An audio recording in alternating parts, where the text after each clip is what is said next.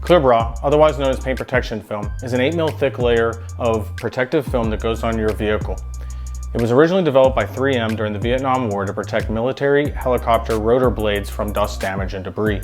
Technology has greatly improved over the years, of course, and since 2017, we've seen a large uptick in customers having it installed on their personal vehicle. Copperas protects against rock chips, scratches, and other environmental damage.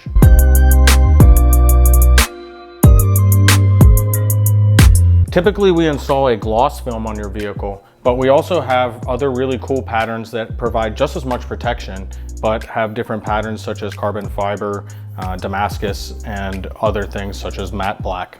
Today I'm redoing the hood on my i8. As you saw in a previous clip, it was obliterated by the girl on the bike. But if you come right here, you look, she hit right here. I had already pulled the film back. No damage to the paint, nothing. So the film was ruined, but it did its job and didn't damage the paint.